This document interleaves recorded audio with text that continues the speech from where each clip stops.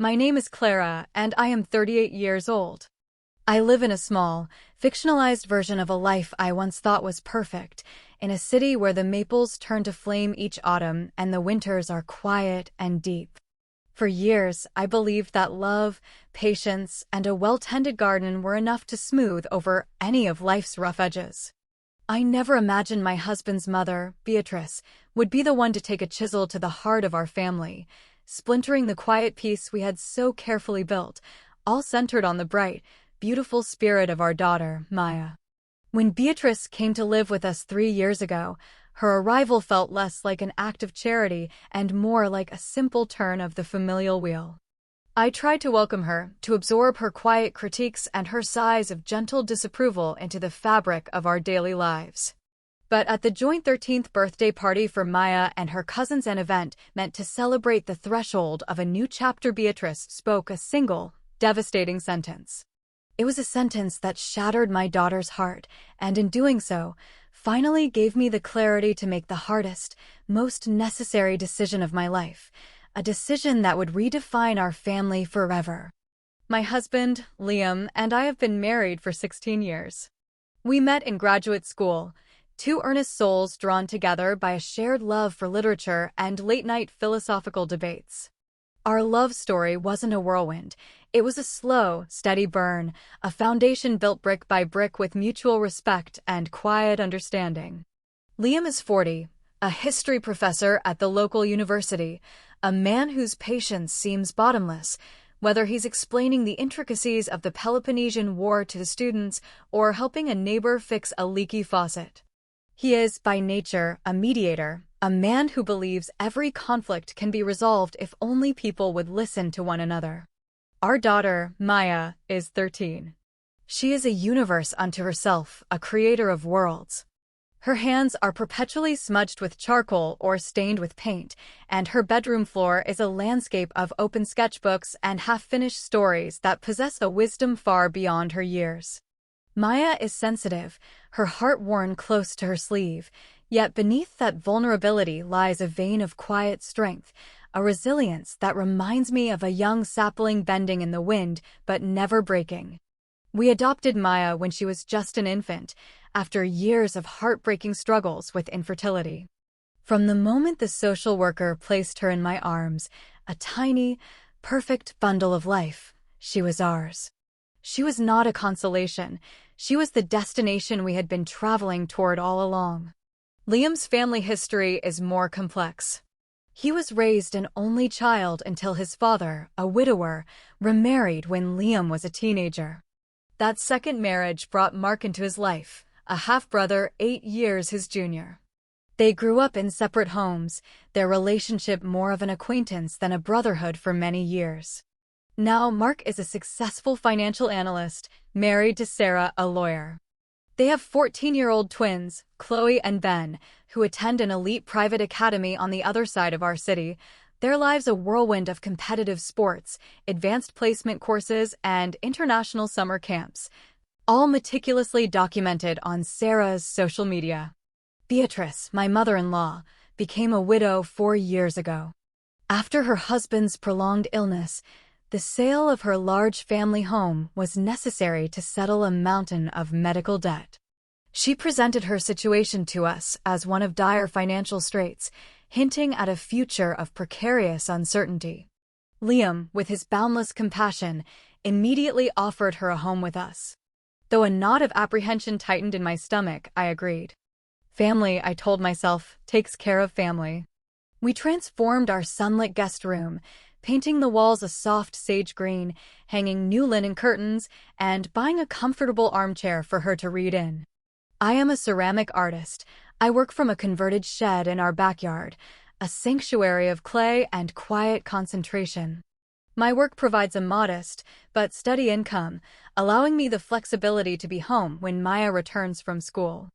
Our house is a cozy, turn-of-the-century craftsman, not grand, but filled with light, books, and the scent of baking bread and damp earth from my garden. We made space for Beatrice in our home and in our lives, adjusting our rhythms and routines to accommodate her presence. The first signs of Beatrice's particular brand of favoritism were subtle, like a faint, discordant note in an otherwise harmonious melody. When Mark and his family came for our monthly Sunday dinners, Beatrice would produce special, gourmet chocolates for Chloe and Ben, claiming she'd forgotten Maya's preference for simpler sweets. She could recite the twins' academic awards and sports schedules verbatim, but would develop a sudden, convenient amnesia when Maya tried to share news of an upcoming art competition or a story she'd had published in the school's literary magazine. Maya, with her endlessly hopeful heart, tried so hard to build a bridge to her grandmother. I would watch her approach Beatrice, her latest watercolor landscape held out like a peace offering. "Grandma, look what I painted in art class today," she'd say, her voice bright with anticipation. Beatrice would bestow a fleeting, distracted glance upon the painting, her eyes already drifting back to the screen of her phone. "That's lovely, dear," she would murmur, the words a hollow echo of praise. But moments later, if Ben mentioned a successful soccer game or Chloe spoke of her debate club, Beatrice's entire demeanor would transform. Her face would illuminate with genuine, focused interest. "Tell me everything," she would command, leaning forward, her attention a warm, exclusive spotlight. I tried, gently at first, to bring this to Liam's attention. "Have you noticed how your mother's attention seems to splinter when it comes to the children?" I'd ask late at night, after Beatrice had retired to her room. Liam would run a hand through his hair, a gesture of weary deflection. "Mom's still finding her feet here, Clara. She's grieving. She'll come around." Or, his most common refrain, "You're reading too much into it. She just connects with the twins over sports and things Dad was into. It's not personal." I would let the subject drop, not wanting to wedge myself between him and his mother. But the knot in my stomach remained, a persistent reminder of a truth he was unwilling to see. Financially, we were managing. Liam's university salary and my art commissions kept us comfortable, but we were not wealthy. Beatrice's arrival had added a strain, not just emotionally, but financially. She contributed a token amount toward household expenses, sighing about how her small widow's pension was almost entirely consumed by prescriptions and personal necessities. Out of respect, we never pressed for details or asked to see a bank statement. We took her at her word. Mark and Sarah, in contrast, inhabited a world of casual affluence. They lived in a sprawling modern home in a gated community, vacationed in Europe, and gifted their children the latest technology without a second thought. I never felt envy, only a quiet concern when Beatrice would make her inevitable, pointed comparisons. "Isn't it wonderful that Mark can provide such enriching cultural experiences for his children?" she'd announce at the dinner table after the twins returned from a trip to Italy. The unspoken addendum unlike you hung in the air, thick and suffocating. Despite this undercurrent of tension, we persevered with family gatherings, believing that shared time was the glue that held us all together. The twins were typical teenagers, more absorbed in their digital worlds than in conversation, and Mark and Sarah were always perfectly pleasant, if a bit self-congratulatory. In these gatherings, Maya often seemed to shrink, fading into the background, a pale watercolor in a room of vibrant oils. As months bled into years, this dynamic became our new, fragile normal. I became a buffer, a shield for my daughter's sensitive heart. Liam remained a peacemaker, smoothing over conflicts that I knew needed to be confronted. And Beatrice settled into her role as the quiet, powerful matriarch, subtly controlling the emotional climate of our home. I believed we could sustain this delicate, painful balance. I had no idea that a single birthday party was about to shatter it all. By a quirk of the calendar, Maya and the twins all had birthdays in October. Maya's was on the 12th, Chloe and Ben's on the 28th. We'd always celebrated separately, but this year, with all three of them turning 13, Beatrice proposed a joint celebration. It would be so much more efficient, she'd said, her logic impeccable. And it's such a milestone, entering their teenage years. It should be a grand affair. Liam loved the idea, and even I saw the practical appeal. One party, one venue, one cake. We booked the charming old community hall downtown for the Saturday between the birthdays. I, with my artist's eye, took charge of the theme and decorations. I designed whimsical, illustrated invitations and ordered a magnificent three-tiered cake, each layer a different flavor to honor each child's preference: rich devil's food for Maya, classic vanilla for Ben, and strawberry cream for Chloe. Maya was incandescent with excitement. "Mom, when I'm 13, can I finally get a drawing tablet?" she'd asked, her eyes wide with hope. Her current one was an old, hand-me-down model with a lagging screen. A new one wasn't just a toy, it was a tool for her passion, a portal to new artistic possibilities. 2 weeks before the party, I was at a craft store with Beatrice, picking out ribbons and streamers, when she glanced at her watch. "I just remembered a quick errand I need to run," she said abruptly. "I'll meet you at the cafe in an hour." Later that day, I overheard a fragment of her phone conversation with Mark, her voice a conspiratorial whisper. "Yes, I got them. The newest models, with the pressure-sensitive pens. They'll be thrilled." When she saw me in the hallway, she ended the call with a curt, "Just finalizing some party details." That evening at dinner, Maya was talking about her birthday wishes. "I'd love some new gouache paints, and maybe that set of fantasy novels we saw at the bookstore." And she hesitated, her gaze flicking toward her grandmother. "I know it's a big ask, but a new drawing tablet would be the most amazing thing in the world." Beatrice barely looked up from her risotto. How nice," she murmured, her tone flat. But minutes later, when Liam mentioned the twins' upcoming birthdays, her interest visibly peaked. "What are Chloe and Ben hoping for? Are they still into those coding kits? Or perhaps something more sophisticated now?" The shift in her energy was a physical force in the room. I watched Maya's bright expression dim, her shoulders slumping just a little. Liam had been teaching an extra evening class at the university all semester to save up. "I want to get her that tablet, Clara," he'd told me one night. "She's earned it. She works so hard at her art. It would stretch our budget thin, but we agreed it was worth it." The week of the party, Beatrice became a fortress of secrets. Packages arrived that were whisked away to her room. Her phone calls became more frequent and private, conducted on the back porch with the door closed. Her secrecy felt ominous, but with the whirlwind of final party preparations, I pushed my unease aside. The day before the event, Liam and I spent the afternoon at the community hall, hanging fairy lights and arranging tables. Maya joined us after school, her brow furrowed in concentration as she meticulously arranged a photo board I'd made, a collage of pictures showing the 3 cousins growing up. Beatrice arrived late, carrying several large, unmarked shopping bags, which she deposited in a locked storage closet with a vague, "just a few little surprises." Driving home that evening, tired but happy, Maya gazed out the car window, a dreamy smile on her face.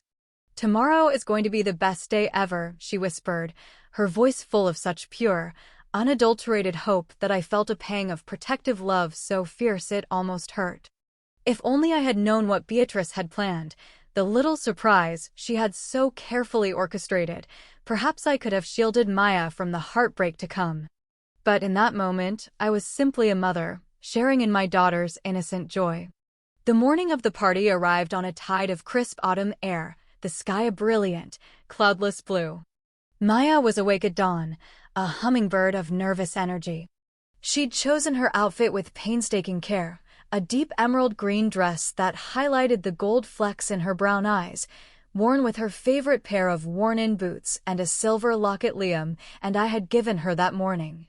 We arrived at the community hall to the scent of wood polish and anticipation. Liam set up the sound system, while Maya and I added the final touches: vases of autumn wildflowers on each table and a guest book for friends to sign. The room glowed with warmth and promise. Mark, Sarah, and the twins arrived precisely on time, Chloe and Ben clad in expensive, coordinated outfits that screamed understated luxury. Beatrice enveloped them in effusive hugs, smoothing Ben's hair, admiring Chloe's designer handbag. Maya approached with a hopeful smile, but her grandmother merely offered a curt nod before turning her attention back to the twins. The familiar sting of rejection flickered across Maya's face before she quickly composed herself and went to greet her friends. Soon, the hall was thrumming with life.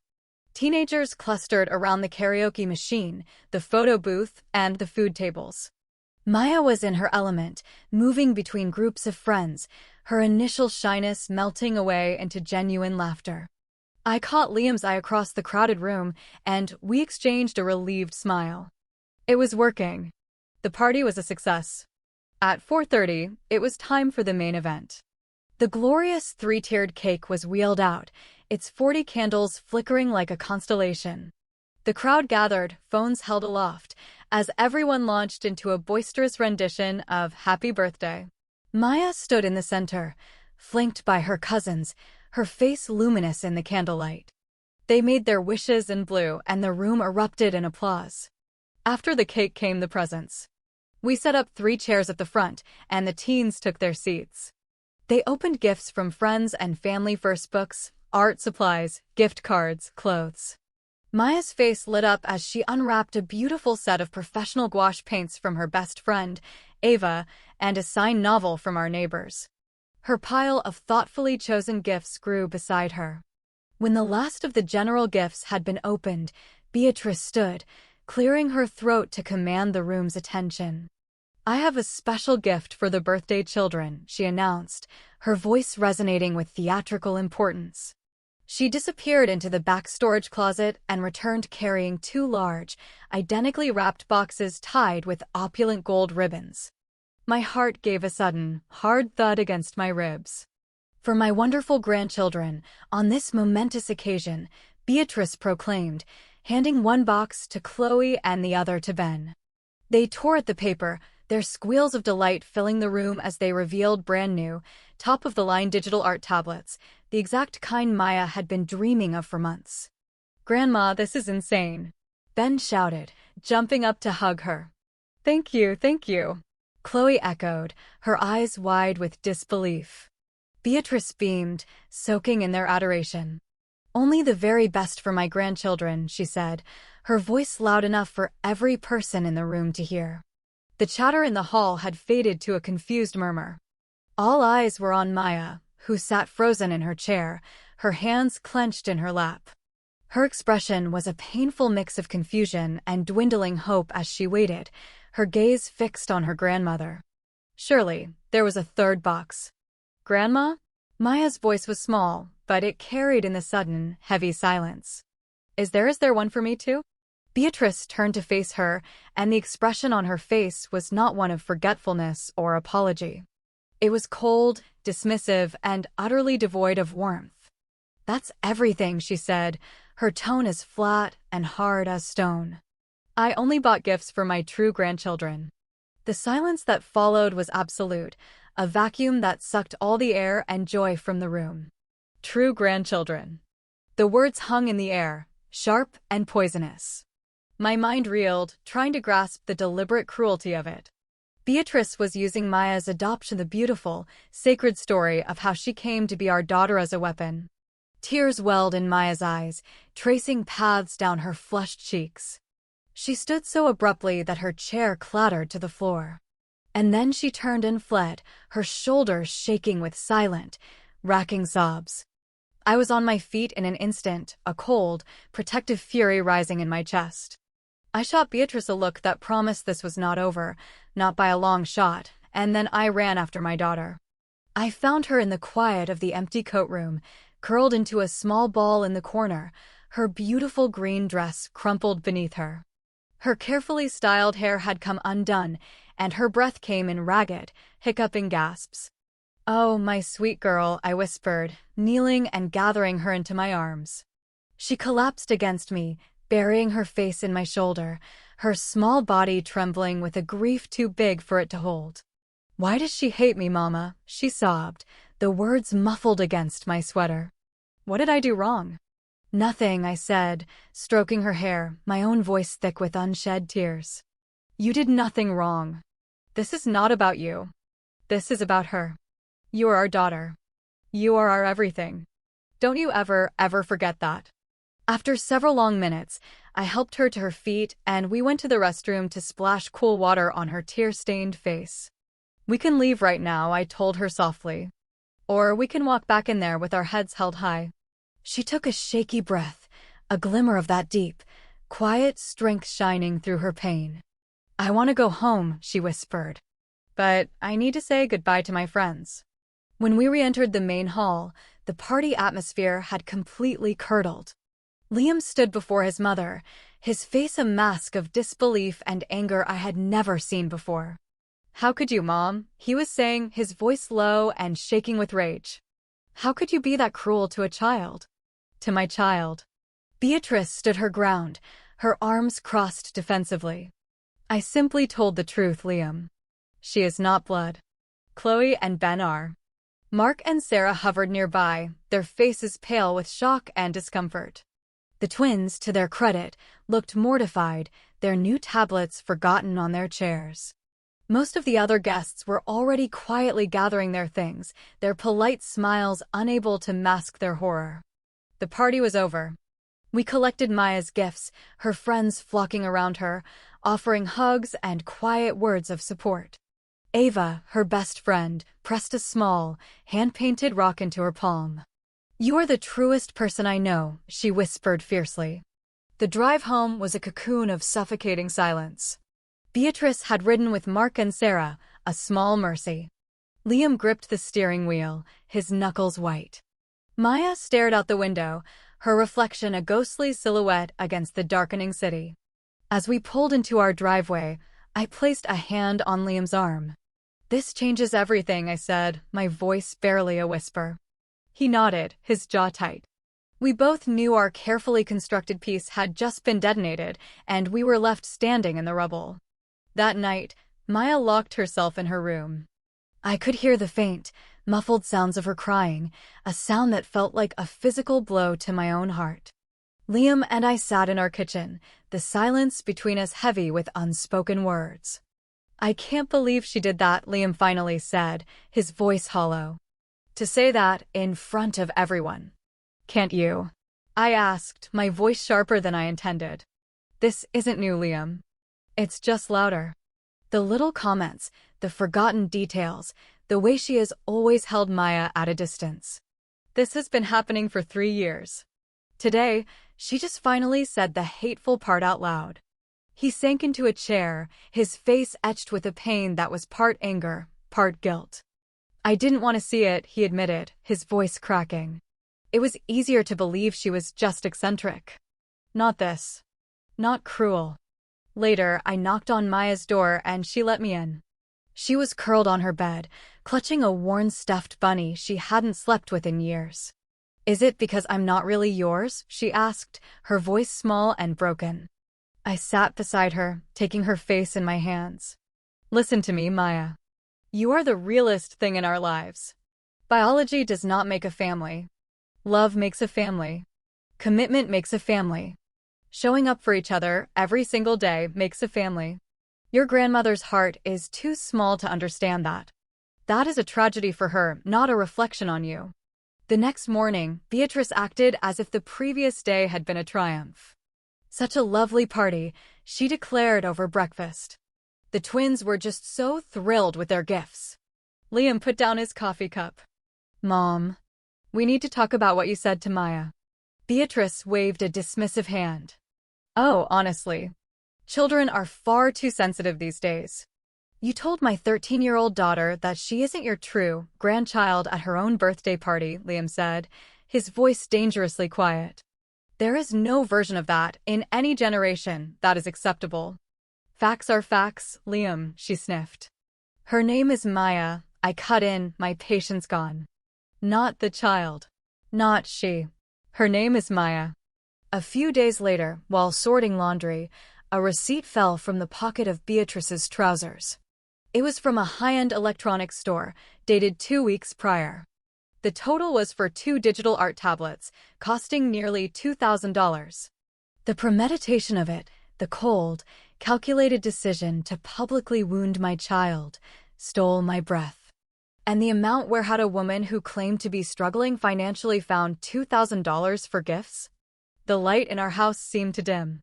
Maya grew quiet and withdrawn. She ate her meals in her room, and the sound of her laughter, once the constant soundtrack of our home, disappeared. A week after the party, I got a call from her art teacher. "Maya seems to have lost her spark," she said, her voice laced with concern. "She just sits and stares at her canvas. Is everything all right at home?" That was the moment my simmering anger boiled over into cold, clear resolve. This wasn't just a family squabble. This was emotional warfare, and my daughter was the primary casualty. That evening, I confronted Beatrice with the receipt. "You spent almost $2,000 on the twins, while claiming you could barely afford to live here." Her face hardened. "My finances are my own affair, Clara. I choose to spend my money on my blood relatives." While living for free in our house, I shot back. "Liam invited me," she retorted. "If you have an issue, take it up with your husband." The final straw came a few nights later. Maya had reluctantly joined us for dinner. As she quietly asked to be excused, Beatrice scoffed. "Running away from your feelings again. You're so overly sensitive, just like your mother. It's no wonder you find it hard to fit in." Maya's eyes filled with fresh tears as she fled the room. Liam slammed his napkin on the table. "That's it, Mom. That is enough." As Liam went to comfort our daughter, I sat staring at Beatrice across the table. In that moment, a profound and terrible clarity washed over me. This woman was a poison in our home. And for the health of my child, for the soul of our family, she had to go. That night, sleep was impossible. I lay in the dark, my mind a storm of scenarios and conversations. Around 3 a.m., I slipped out of bed and went in my studio. Surrounded by the quiet, earthy scent of clay, I sat in the dark and let myself feel the full weight of my anger, my grief, and my fierce, protective love for Maya. I was not just her mother, I was her guardian. And I had been failing to guard her from the most insidious threat of all, one that lived under our own roof.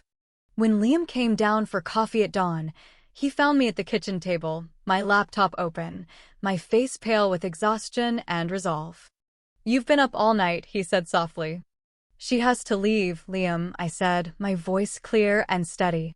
"I know she's your mother. But Maya is our daughter. Our first and most important responsibility is to her." To my profound relief, he didn't argue. The scales had finally fallen from his eyes. "You're right," he said, his voice heavy with resignation. "I've been trying to serve two masters and I can't. Maya has to come first." We spent the next hour creating a plan. When Beatrice returned from her weekly bridge game that afternoon, I asked her to sit down. I had made tea and I set a cup before her. "Beatrice," I began, my hands steady around my own mug. "The way you have been treating Maya is unacceptable. It is causing her profound pain, and it is damaging our family. It has to stop." She sighed, a picture of weary impatience. "If this is about the birthday party again, this is about a pattern of cruelty that culminated at the party," I said.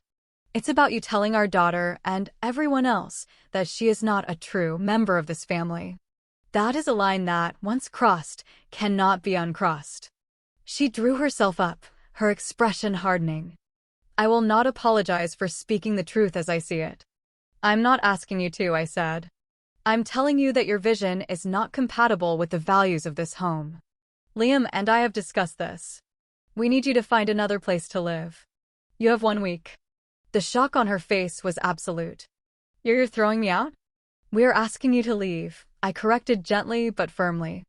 "Because our primary duty is to protect our child's emotional well-being." "This is Liam's house," she sputtered. "You can't do this." "Liam is in full agreement," I said. "And this is my house too." Her face flushed with fury. She immediately called Liam, then Mark, her voice shrill with indignation and self-pity. Within the hour, Mark and Sarah were at our door, and our living room became a makeshift courtroom for a tense family trial. "You're kicking Mom out over a birthday present?" Mark began, trying to take charge. "No," Liam said, his voice firm in a way I'd rarely heard it with his family. "We are asking her to leave because she has spent 3 years emotionally harming my daughter, and we will not allow it to continue for one more day." The argument circled for hours. Beatrice wept, accused, and manipulated. But for the first time, Liam and I stood as a united front. The turning point came, unexpectedly, from Sarah. "Beatrice, I love you," she said quietly, "but I've seen it too. The way you talk about Maya, it's different. It's dismissive. What you said at the party was wrong. It was cruel."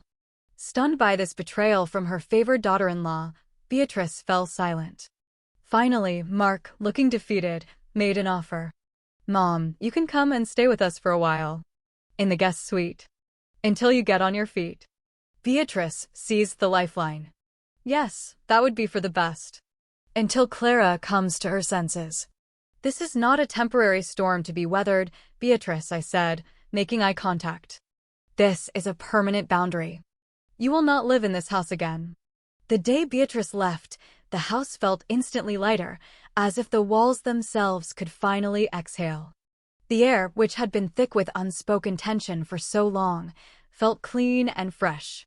That night, at the dinner table, just the three of us, Maya looked up from her plate and smiled a small, genuine smile.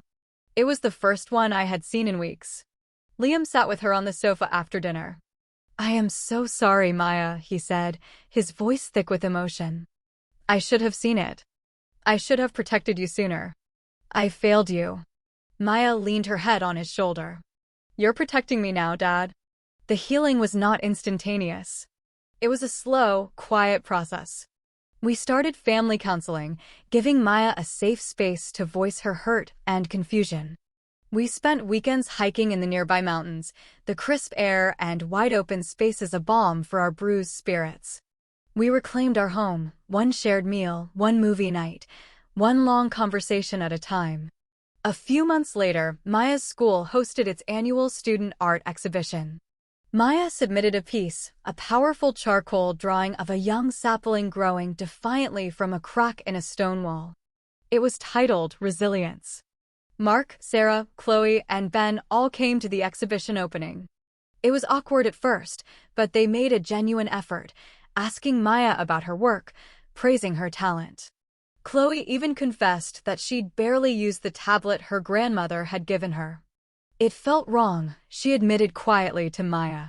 It was a small, tentative step toward a new kind of relationship, one forged not by a grandparent's decree, but by their own shared experience. Beatrice did not come. She remains with Mark and Sarah, and from what we hear, the arrangement is strained. Liam speaks to her on the phone occasionally, their conversations polite but distant. There has been no apology, no acknowledgement of the harm she caused. Perhaps there never will be. Our story doesn't have a neat, tidy ending where the villain sees the error of her ways and everyone reconciles. Life is messier than that.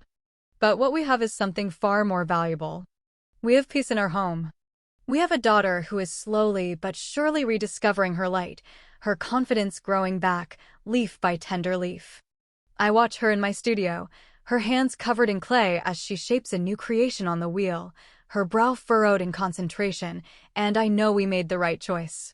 We learned that sometimes, the most loving act of all is to build a wall to protect the garden within. We learned that family is not an obligation to be endured, but a sanctuary to be nurtured. And my beautiful, resilient daughter, who had to face the painful truth of conditional love, is learning the most important lesson of all, that she is unconditionally and unequivocally worthy of it, exactly as she is.